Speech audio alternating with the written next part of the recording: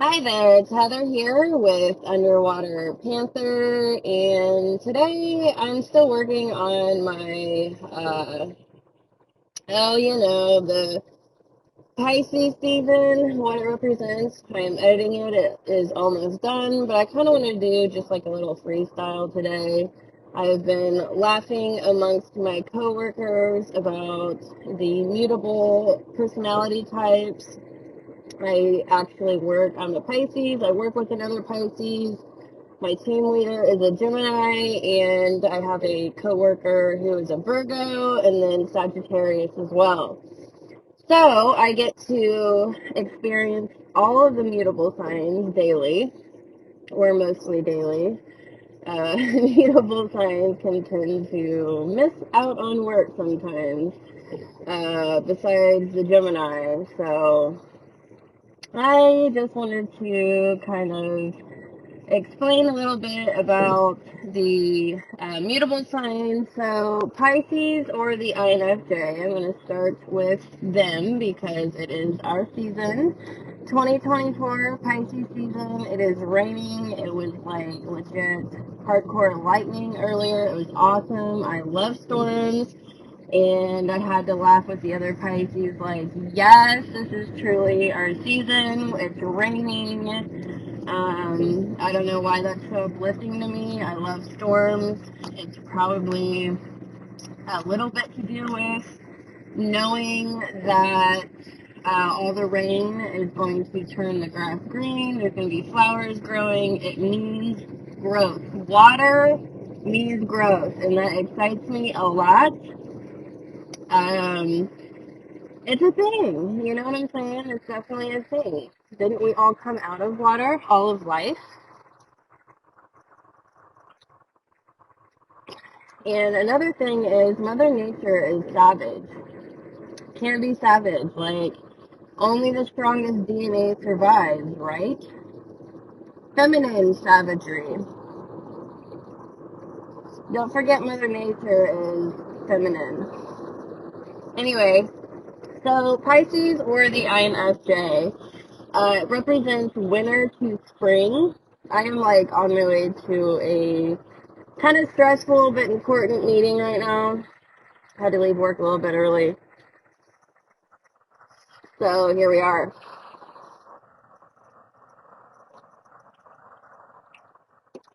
I am ready for closure on this whole thing ordeal I've been going through for a while. Anywho, Pisces or the INFJ is a mutable sign. Water represents emotions and feelings, so they are adaptable to other people's emotions and feelings. They are more aware of others' emotions and feelings than their own. So winter to spring, we bring in winter to spring. So that is kind of our personality. It's bubbly. We tend to, I'm wearing black today, but we tend to like vibrant colors, perhaps light colors, springy colors, blues, greens, pinks, stuff like that. So, Pisces season, it's like a time to do spring cleaning. Okay, so, so Venus is in exaltation in Pisces. We have Jupiter and Neptune are the rulers and co-rulers, so we are very dreamy, imaginative. We can be very intellectual. I think that people think Pisces are very emotional, but we ourselves are not emotional. And when we get emotional, we tend to isolate. We tend to withdraw. We do not like to cry in front of people. I mean, it's like a thing. So it's like, I wouldn't say that I'm very emotional. And if I'm going through something, I tend to be cold. I will withdraw. So honestly, we are very intellectual. All the Pisces I know are actually very intellectual, and we are very socially adaptable. We can talk to almost anyone. Oh my gosh, it's getting warm in here. So anyways, the Venus in an exaltation, Venus represents relationships, love language, It is like aesthetic, how we look, eating good food, all these sensations. We want to please all the sensations. So that's smelling, what we look at. We try to beautify things in ourselves. So we have a very bubbly personality, and we like to help others move through their emotional turmoil. We are very good at helping others move through their experiences in life. And so I was joking around saying that we tend to like to help others clean out their closets. You know, the winter to spring, we're cleaning our closets out. We're getting ready for a happier, peppier season. And it kind of plays out as a lot of people come to us. I have so many people come to me and have very deep conversations. I don't like conversations that are very topical. I don't do topical just chit chat. I don't like to be on the phone. I don't like to waste my energy that way. So I like to be one-on-one with people, and the conversations tend to be very, very deep. If you're telling me something private, it stops at me. I am not going to repeat it. And people have always been very naturally aware of that. So people tend to open up to me, and that is also the case with most other Pisces I know. So we are tending to be kind of counselors for people. And about 5 or 6 years ago, I have shut that off because I realized, man, people are really taking advantage of my time. And so that's when 5, 6 years ago, I flipped a mental switch, and I'm like, number one, everyone else's emotional state is not my problem and is not my responsibility. We have that FE parent, so extroverted feeling parent. So the parent cognitive function, we feel responsible for that. Kind of like a pressure. That's why we're always in tune with our environment, because it's like we just want things to flow. We want to make sure people are good and happy, and but yeah, at the end of the day, that is not our responsibility. Other people's problems, that's on them. If you want to go get talk therapy, that's fine. If you want to get deep with me, you can charge me for that at this point in my life. So that is a thing. It's like, I am not your emotional support animal. And if you're not supporting me financially in my business and my time, then I am closed off to that nowadays. So that's something to be aware of. It's like a good mantra for Pisces. I am not your emotional support animal. And I will be to a degree if you want to talk about ideas and not just drama and gossip. If you want to actually get somewhere in your life, then you can pay me for that. So we are very good at helping other people through their turmoil, their just whatever they're going through, whatever stage they are. We're really good at meeting others where they're at in their life. We can be judgmental. We have high standards for ourselves. We can be very perfectionistic, and that's an issue. I heard something recently from Mina Arfan. Excellence cannot be reached if you're stuck in perfectionism, because we're always going to be learning. We're always going to be a student of life. Even in a teaching position, you're going to continue learning new things from just studies or other people. So don't stop at perfection. Do strive for excellence and realize that is a daily in and out mutable thing, really. So that is my little thing on Pisces or the INFJ. So it's going from winter to spring. Our temperament is, yes, we're introverts, but we are also very bubbly. And we can be very naive to the fact that people just want to talk to us and we're easy to talk to, but don't get sucked into wasting your time to a degree on that, you know what I'm saying?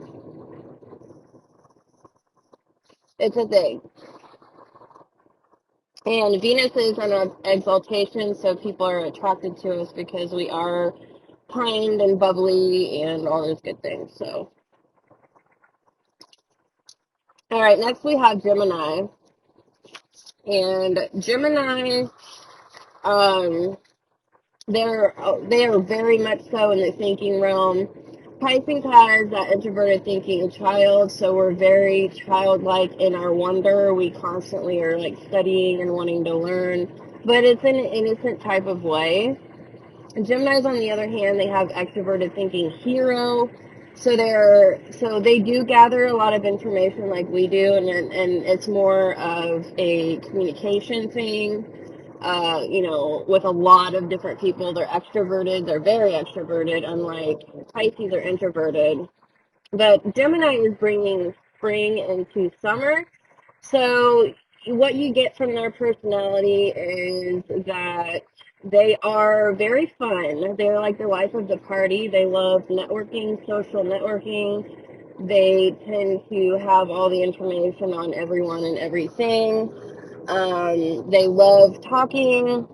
You can have very deep conversations with Gemini, but they aren't going to let you know exactly who they are, especially on an emotional level. And they do tend to play all sides of the fence, so they're going to be nice to everybody. They don't exactly have loyalty. They are more of, I want to get along with everyone, and I'm going to say whatever I need to say to get along with everyone, and that's not how a Pisces functions. We are more on loyalty and um, Gemini, like, they don't not only know how others, they're not focused on others' feelings at all. They have the introverted feeling inferior. So they're not only unaware of other people's feelings or emotions, they're very much so in the thinking, logical, rational realm. But they also don't exactly understand how they are feeling.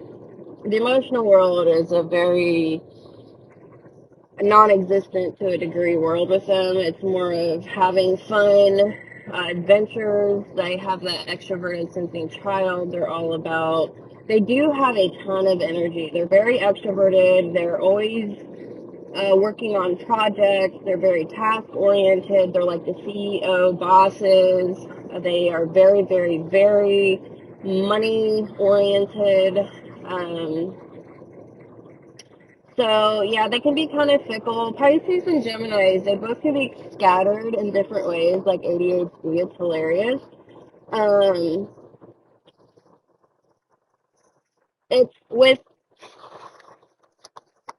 Pisces, we have the SE inferior, so it's like reality itself, like our physical environment, we can kind of be unaware because we're like in our imagination world. We're playing with ideas and stuff like that. And then Gemini, they just kind of tend to keep everyone at an arm's distance when it comes to their emotional world. They can tend, we both of us can tend to take on, all the mutable signs can tend to take on too many tasks. The mutable season, like going in between seasons, you're very busy. You're thinking about what do I need to do to get prepared for the next season. So it's like it's a very strategic type of making lists and checking them off and what do we need to get done type of thing going on. Um, Yeah, so Virgo. Virgo is also ruled by Mercury, like Gemini, so they're very communicative. Gemini and Virgo, I don't know who would have a bigger social network between the two. Pisces is up there for sure with social networking, but Gemini and Virgos are very communicative in person. Pisces can maybe tend to be more online or texting. But Virgos, they are summer to fall, so it's the life to death. Everything starts dying. They tend to be kind of negative, pessimistic. They do have Venus in fall, so they are considered to be lacking love, like Aries and Scorpio. They're both ruled by Mars. Virgo is the Mercury, and they're very good at scheduling. So Pisces and Virgo, they're kind of opposite. What Pisces is good at, Virgo is not, and what Virgo is good at, Pisces is not. So I enjoy that relationship because I see it as what I miss a Virgo can, make me aware of. They have an extremely good memory. Pisces has a memory like a goldfish. It's like I can't remember what happened an hour ago. Like if someone pissed me off, I will be mad then. I will get it out, be done with it, and then I'll forget about it. So we are very forgiving people because like our memory kind of sucks. I do keep tons of notes, so don't think I don't. But Virgos, they can tend to hold grudges and just remember negative things forever, and it's like that really plays into the lacking of love for sure. Um, they're very analytical. My little tagline is they give reality smacks or checks in the face, and that is to remind you that death is coming and you better be prepared. So Virgos are always like prepared. It's hilarious. Like they're just very tedious. They're very on point, I guess. Like I'm kind of more forgetful, so I love to see someone be on point with just everything, really.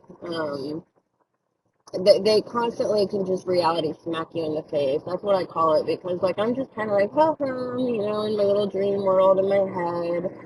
And I'm here, but I'm not. That's definitely a thing when I'm at work. It's like, all the mutable signs, actually, now that I think about it, they are the most likely personality types to be there in a crowd, but still feel alone or be alone. And they're different ways. So that is a cool little side note. Um, yeah, it's very interesting. So, anyways, I'm almost where I need to be. Virgos are very good with boundaries. Pisces are not good with boundaries, but Virgos are very good with boundaries. And my Virgo coworker, shout out to you. You have helped me immensely in my life. I am standing up for myself, like no more BS. She's helped me in my business, in my personal life, understanding my own value. I love her to death for that. As much as she can be a Debbie Downer sometimes, it is reality check. Reality smack in the face. Like, we all need that. We all need to hold others accountable for their lack of responsibility and laziness. That is one thing Virgos are amazing at. So they do keep their ducks in a row, making sure everyone does their role and their part. They're very in tune with that. Last, we have Sagittarius, that is fall to winter. So their tagline, hold on tight, it'll be a wild ride. Best to hold strong for the long haul. So they're workhorses. Like Sagittarius is the horse, half man, half horse. They're aiming high with their arch, with their bow and arrow. So they're very intellectual. They're also ruled by Jupiter, like Pisces. So Pisces and Sagittarius were both very intellectual, philosophical, all about finding wisdom and reasons and meanings and things. Sagittarius are very optimistic. So it's a lot of physical and mental energy. Emotionally, they're lacking. They have, I believe, what is it? FE inferior? Yeah. FE inferior, so they're not aware. You would never know it, but they give a shit if you like them or not. Like, they will blow up in your face hardcore and then turn around in 2 minutes and apologize because they feel bad. They just want people to like them. You'll never know it, but that's a fact. They're very stubborn. They're all about their freedom. Sagittarius are spitfires, man. Like, going from fall to winter, you got to prepare for the long haul of winter. You got to work your ass off to be sure that you're prepared. So they're really good at that. And that's all I have. I'm where I need to be. So I will see you in the next one. Be sure to like and subscribe, and I will see you later.